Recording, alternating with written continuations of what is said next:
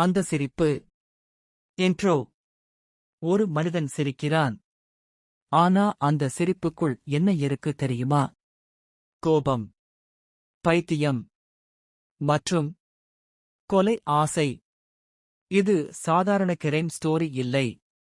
இது ஒரு சைக்கோ மனசின் உண்மை கதை.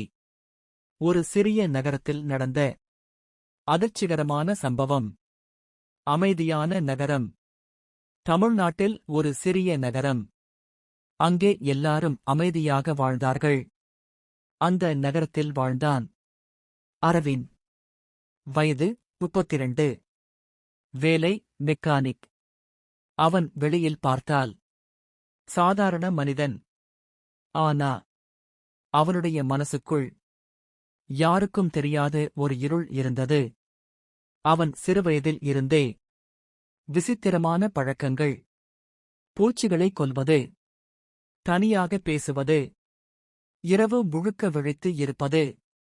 அவன் சிரிப்பு. அதை பார்த்தவர்கள் சில நேரம் பயந்து விடுவார்கள். முதல் சம்பவம். ஒரு இரவு நகரத்தில் ஒரு பெண் திடீரென்று மாயமானாள். பெயர் ரேணு. கடைசி முறையாக அவளை பார்த்தவர்கள் சொன்னார்கள். அவள் ஒரு கருப்பு பைக்கருகில் நின்றிருந்தாள். அடுத்த நாள் ஒரு காட்டுப் பகுதியில் ஒரு உடல் கிடைத்தது. அது ரேணுவின் உடல். போலீஸ் விசாரணை ஆரம்பமானது. ஆனா எந்த சாட்சியும் இல்லை. எந்த கைரேகையும் இல்லை. சந்தேகம். ஒரு போலீஸ் அதிகாரி இந்த கேஸை எடுத்தார். இன்ஸ்பெக்டர் விஜய். அவர் ஒரு விஷயம் கவனித்தார். ரேணு மாயமான நாளில் அந்த பகுதியில் இருந்த பைக், அது அரவிந்தின் பைக் மாதிரி. அவர்கள் அரவிந்தை விசாரித்தார்கள். அவன் அமைதியாக இருந்தான். போலீஸ் கேட்டது, நேற்று இரவு எங்கே இருந்தாய்? அவன் சிரித்தான். வீட்டில்தான்.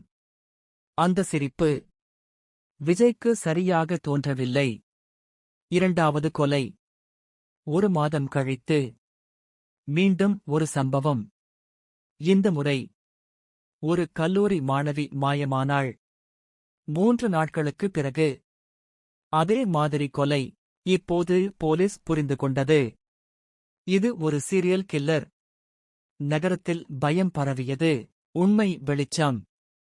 விஜய் அரவிந்தின் பின்னணி முழுக்க ஆய்வு செய்தார். அப்போது தெரிந்தது, அரவிந்தின் சைல்ட்ஹுட் மிகவும் கொடூரமானது. அவனுடைய அப்பா அவனை தினமும் அடிப்பார். அவன் அம்மா அவனை விட்டு சென்றுவிட்டார்.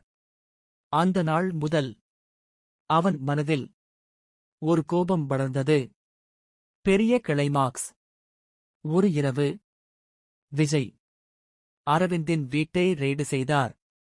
அங்கே ஒரு அறை பூட்டப்பட்டிருந்தது. அதை திறந்தபோது அவர்கள் கண்டது சுவர் முழுக்க புகைப்படங்கள். மாயமான பெண்களின் புகைப்படங்கள். அதே நேரம் பின்னால் ஒரு சத்தம். அரவிந்த். அவன் கையில் கத்தி.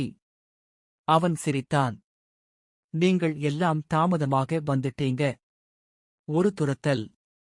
ஒரு போராட்டம். இறுதியில் அரவிந்த் கைது. எண்டிங். போலீஸ் அவனை கைது செய்தது. விசாரணையில் அவன் ஒப்புக்கொண்டான். அவன் சொன்ன ஒரு வார்த்தை. அவர்கள் சிரிச்சாங்க. அதனால்தான் நான். இந்த சம்பவம் அந்த நகரத்தை என்றும் மாற்றியது. ஏனெனில் சில நேரம் நம்மை பார்த்து சிரிக்கும் மனிதன் கூட ஒரு சைக்கோ கொலையாளி ஆகஸ்ட் இருக்கலாம்.